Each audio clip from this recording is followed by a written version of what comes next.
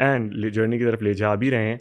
Let's welcome Mrs Sana Khan and mister मौलाना अनस। कैसे हैं आप? अस्सलाम वालेकुम वरहमतुल्लाहि वबरकातुहू। पहले तो हम दोनों की तरफ से आपको बहुत सारी दुआएं हैं कि माशाल्लाह आपने बड़ा ज़बरदस्त सेटअप बनाया है और बहुत थोड़ी देर में आपने तैयार। मैं ज़रूर करना चाहूँगा कि of course you have mentioned about the things that you were not comfortable in doing at that time, लेकिन ख़ास तौर से जब आपने करियर स्विच का देखा तो उस टाइम पे वी हैव सीन कि काफ़ी लोग स्ट्रगल कर रहे थे in terms of making their ends meet.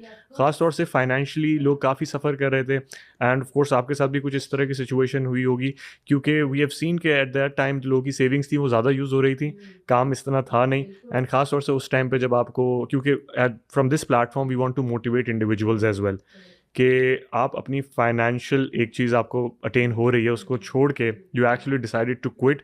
जिस वक्त आपका ब्रांड भी इतना ज़्यादा फ्लरिश नहीं कर रहा था उस टाइम पे, I still remember that you used to make stories about your brand and आपने बिल्कुल नया नया ब्रांड स्टार्ट किया था। थोड़ा सा इसके बारे में बताएं कि इतनी हिम्मत कैसे आई एंड ऑफ कोर्स आगे जाके क्या हुआ इस ब्रांड्स के साथ। ऑनेस्टली जब शुरू हुआ 2020 में जब लॉकडाउन हुआ, ये मेरा जो फेज़ ऑफ चेंजिंग अंदर से मुझे बहुत टाइम से सता रहा था एंड मैं mentally I was not very, क्या कहते हैं, स्टेबल इन टर्म्स ऑफ, मुझे लग रहा था बस जो भी मैं कर रही हूँ ज़बरदस्ती कर रही हूँ, but this is not what I am. Every post I made, every reel that I used to post at that point of time, मुझे ऐसा लगता था ये मैं हुई नहीं। And I am motivating young girls और हुएवर इज वॉचिंग मी और फॉलोइंग मी, मैं उनको ये बता रही हूँ that this is what I am enjoying, but असल बात तो है that I am not enjoying this. I am just doing this because अगर मैं नहीं करूँगी तो मेरा सोशल मीडिया वीक हो जाएगा, फॉलोअर्स नहीं होंगे, ब्रांड एंडोर्समेंट्स नहीं आएंगे।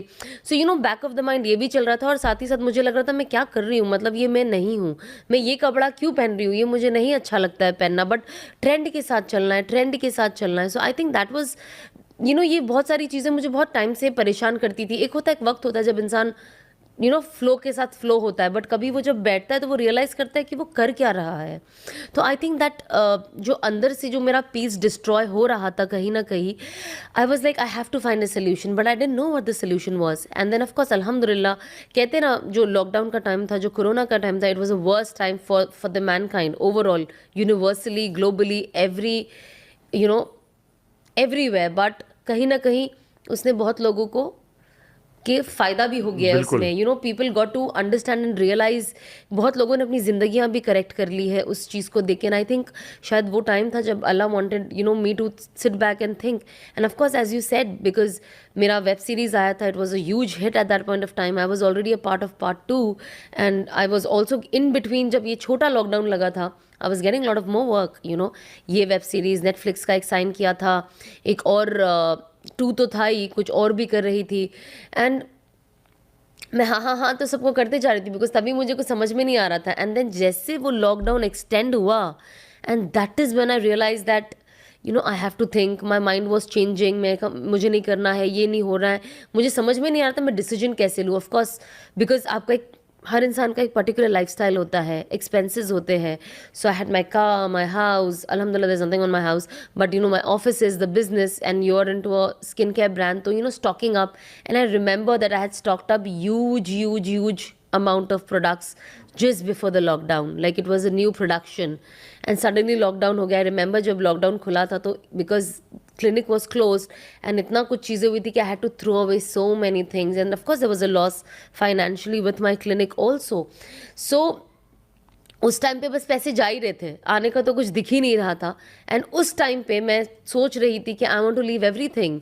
एंड ऑफ कोर्स देन शैतान gives you this thing in your mind के ये भी काम आ रहा है, ये कर लो, ये कर लो। मेरे भी जहन में आया कि चलो मैं कर लेती हूँ, एटलीस्ट ये 2 प्रोजेक्ट जो मुझे मिले मैं कर लूँगी, तो एटलीस्ट जो मेरा ये 4-5 महीना जो बिल्कुल कुछ नहीं किया है वो पैसा रिकवर हो जाएगा, थोड़ा और सेव हो जाएगा, and then I can do तौबा। But then that is not how you do तौबा, that is not how you repent with Allah सुब्हानहू व तआला। Repentance has to come from your heart and it has to come at the time when you are vulnerable. मुझे सब मिल जाए फिर मैं कहूँगी अल्लाह अब मुझे सब मिल गया, अब मैं तौबा करती हूँ, अब मैं अल्लाह अल्लाह करती हूँ. That is not the point.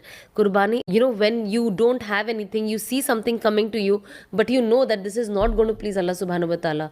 And I wanted to have that kind of कुर्बानी. I always used to tell Anas at that point of time कि you know ये काम आ रहा है. अनस भी कहते थे करना है तो कर लो, बिकॉज ही डिडंट वांटेड कि मैं जोश में आके चीज़ें छोड़ दूँ एंड बाद में अल्लाह ना करे, अस्तगफिरुल्लाह, चीज़ों पे वापस चली जाऊँ. बिल्कुल।